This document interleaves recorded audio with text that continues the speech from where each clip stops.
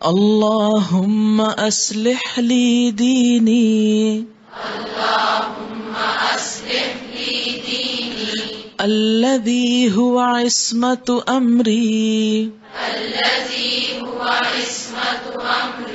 وأصلح لي دنياي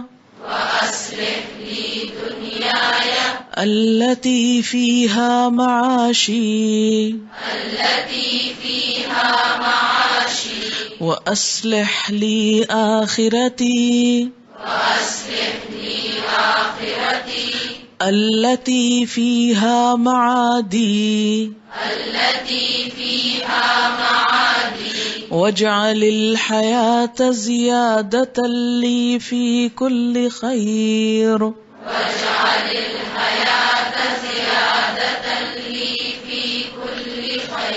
واجعل الموت راحة لي من كل شر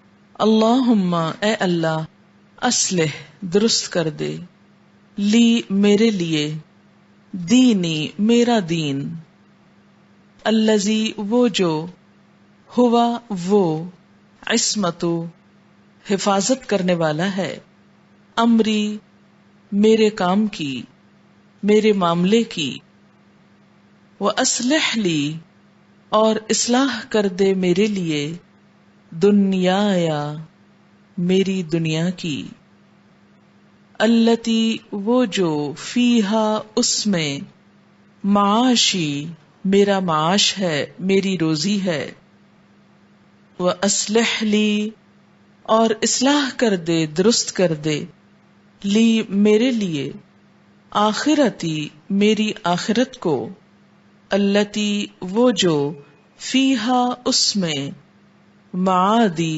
میرا لوٹنا ہے واپس جانا ہے وجعل الحیات اور بنا دے زندگی کو زیادتاً زیادہ کثرت والا لی میرے لیے فی کل خیر ہر خیر میں وجعل الموت اور بنا دے موت کو راحت لی راحت میرے لیے من کل شر ہر شر سے.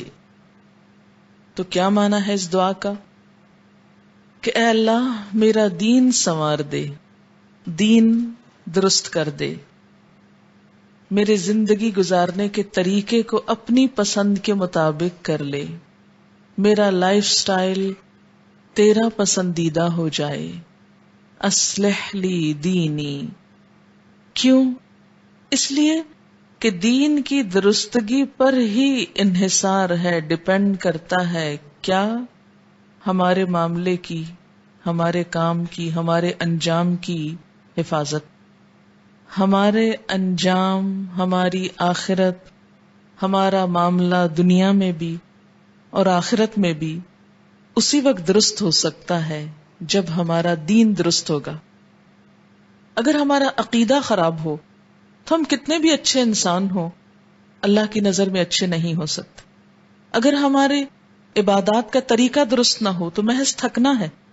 اگر آپ کو پتا نہیں کہ وضو کیسے کرنا چاہیے اور وضو میں کیا چیزیں ایسی ہیں کہ جن کے ہونے سے وضو رہتا ہی نہیں یا وضو ہوتا ہی نہیں، تو آپ وضو بھی کر رہے ہیں اور وہ ہوا بھی نہیں، اور آپ نماز پڑھ رہے ہیں اور وہ الٹا آپ پہ پڑ رہی ہے، تھک بھی رہے ہیں اور حاصل بھی کچھ نہیں. قیامت کے دن کچھ لوگ ہوں گے نا عاملتن، جنہوں نے بڑے بڑے کام کیے ہوں گے لیکن ناصبتن، محض تھکے ہوئے ہوں گے، نتیجہ کچھ بھی نہیں. یہ بالکل ایسے جیسے آپ کھانا پکائیں اور خوب تھک جائیں اور جب کھانے کا وقت آئے تو ہنڈیا الٹ جائے، تو اس وقت حسرت و یاس کا کیا عالم ہوگا. تو بالکل اسی طرح اگر انسان دنیا میں کسی کام کو نیکی سمجھ کے کر رہا ہو اور وہ نیکی ہو ہی نہ، تو آخرت میں جا کے جب پول کھلے، راز کھلے، تو انسان پریشان ہو اٹھے، لیکن واپسی کا کوئی راستہ نہیں وہاں سے. اس لیے دین کی درستگی، دین کا صحیح ہونا یہ نہایت ضروری ہے. اسی طرح آپ حج کر رہے ہیں، عمرہ کر رہے ہیں، اور آپ کو طریقہ ہی نہیں معلوم کہ کیا کیا میرے فرائض ہیں اس میں اور کیا کر کے عمرہ ہوتا ہے. کئی لوگوں کا میں نے سنا وہ طواف افاضہ کے بغیر ہی واپس آ جاتے ہیں، حالانکہ وہ حج کا رکن اعظم ہے جس کے بغیر حج ہے ہی نہیں، آدھا حج کر کے آ جاتے ہیں. یہ سب لا علمی اور جہالت کی باتیں، اور یہ سبب ہے اس ہلاکت کا. تو اس لیے اللہ میرے دین کی اصلاح کر دے، یعنی جس چیز کو میں دین سمجھ کے اختیار کیا ہوا ہوں اور وہ دین ہے نہیں، یا وہ میرا من گھڑت من پسند دین ہے، کیونکہ ایک سیلف میڈ ایڈیشن بھی ہے نا دین کا، جو ہم نے اپنی مرضی کا بنا رکھا ہے، اپنی خواہشات پر مبنی یا اپنے عقل پر مبنی یا معاشرے کی مرضی پر مبنی، اور اس چیز کو بھی ہم نے دین کا نام دے رکھا ہے. تو یا اللہ ان سب چیزوں کی صفائی کر دے، صرف وہ چیزیں میرے پاس دین کے نام پہ رہیں جو واقعی تجھ کو پسند ہوں. کیوں؟ اس لیے کہ میری حفاظت ڈپینڈ ہی اس بات پہ کرتی کہ میرا دین درست ہو. میری آخرت کی نجات اور کامیابی اور فلاح کا انحصار ہی سارے کا سارا اس پر ہے. وَأَصْلِحْ لِي دُنْيَايَ، اور میری دنیا کی بھی اصلاح کر دے، میرے دنیا کے حالات بھی درست کر دے. الَّتِي فِيهَا معاشی، جس میں میرا معاش ہے، گزران ہے، رہنا ہے جس میں مجھ کو. کیونکہ اگر دنیا کے حالات ہر وقت بگڑے ہوئے ہوں، کوئی کام سیدھا نہ پڑتا ہو، تو انسان کے لیے دین پر عمل کرنا بھی مشکل ہو جاتا ہے. آپ دیکھیں کہ جس شخص کے پاس کھانے کو نہیں، اس کے پاس کس وقت ہوگا یا کتنی طاقت ہوگی کہ وہ دین کے لیے کچھ کر سکے. تو دین پر بھی عمل کرنے کے لیے ضروری ہے کہ آپ کی دنیا بھی درست ہو، اس لیے اس کی دعا. پھر وَأَصْلِحْ لِي آخِرَتِي، میری آخرت کی اصلاح کر دے.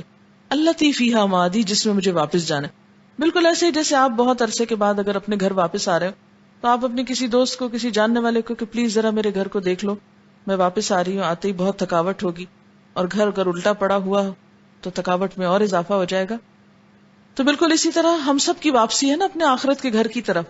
تو اللہ تعالیٰ سے ریکویسٹ کریں کہ اللہ تعالیٰ ہمارا آخرت کا گھر درست کر دیجئے اور اس کے درست کرنے میں ہماری مدد کیجیے. ہم ایسے عمل کریں کہ کیونکہ عمل تو ہم کو کرنا نا، تو وہ وہاں جب درست ہوگا کہ ہمیں وہاں واپس جانا ہے، اس گھر میں جانا ہے، وہ اچھا ہوگا تو ہمارے لیے اچھا ہے.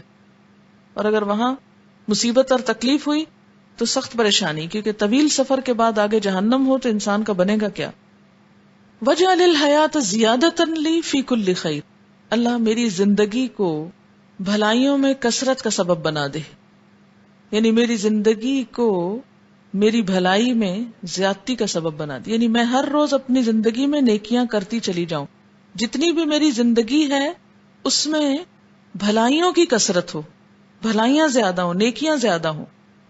وَجْعَلِ الْمَوْتَ رَاحَةً لِّي مِنْ كُلِّ شَرٍ، اور میری موت کو میرے لیے ہر شر سے آرام کا ذریعہ بنا دے، ہر مصیبت سے آرام کا ذریعہ، کہ جب میں مروں تو اس سے مجھے ہر شر سے نجات ہو جائے. یہ نہ ہو کہ چھوٹے شر سے نکل کے بڑے میں پھنس جاؤں. وہ کہتے نا اب تو کہتے ہیں کہ مر جائیں گے، مر کے بھی چین نہ پایا تو کدھر جائیں گے. تو میری موت شر کے خاتمے کا ذریعہ بنے، نہ کہ اضافے کا. اللہم اصلح لی دینی الذی هو عصمت امری واصلح لی دنیای التي فيها معاشي وأصلح لي آخرتي التي فيها معادي واجعل الحياة زيادة لي في كل خير واجعل الموت راحة لي من كل شر